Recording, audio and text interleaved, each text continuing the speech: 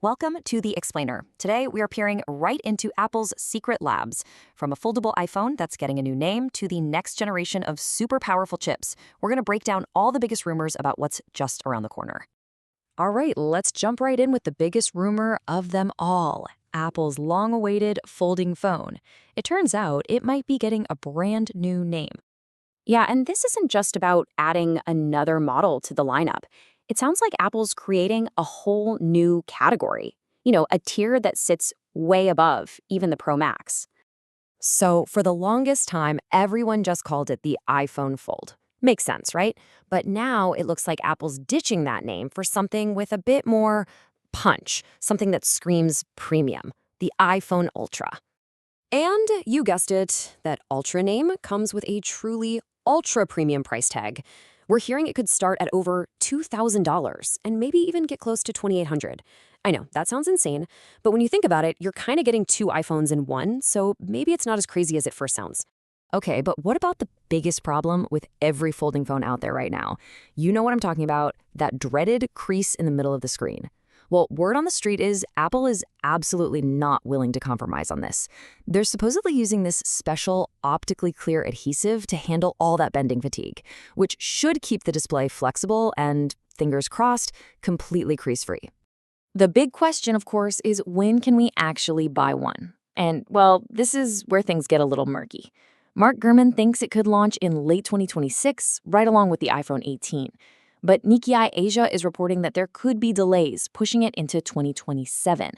The good news, though, a different source claims the device has already entered trial production, which is a huge step towards it becoming a real thing. All right, let's shift gears from the far-out future to something a little closer, the iPhone 18 Pro, because there are some really interesting updates rumored for this fall's flagship. And first up is something I know a lot of people have been asking for. For years, we've had these kind of muted professional colors, but it looks like a truly new, bold option is finally coming to the Pro lineup. And just to be clear, we're not talking about that bright, familiar product red that we've seen before.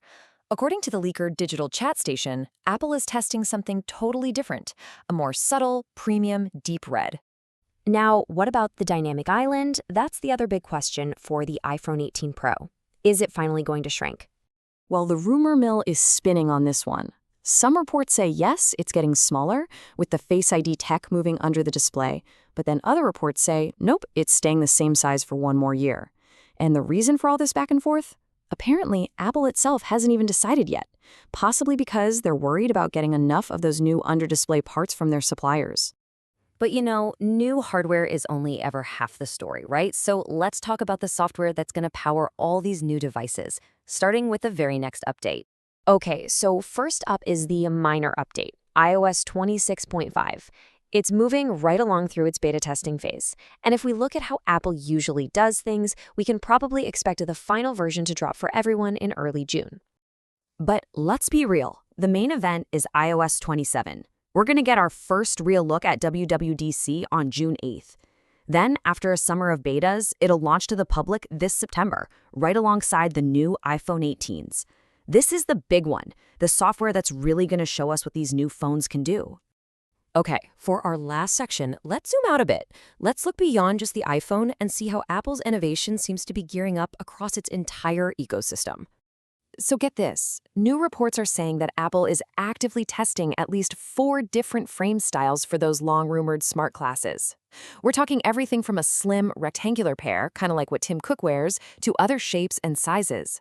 And in classic Apple fashion, you can bet these won't be made of cheap plastic.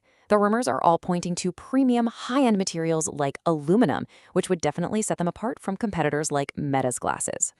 And while all that's happening, over in the Mac world, there are some really strong signs pointing to the next generation of Apple Silicon, the M5.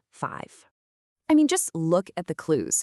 If you go to Apple's website right now, key versions of the Mac Mini and Mac Studio are totally out of stock.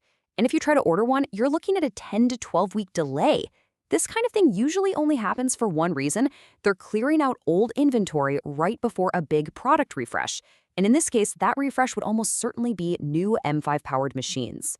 So when you step back and look at the whole picture, a revolutionary folding iPhone Ultra, a completely new product category with smart glasses, and the next giant leap in chip performance with the M5, you have to ask the question, is Apple gearing up for one of its biggest, most transformative years in a decade? It sure is starting to look that way.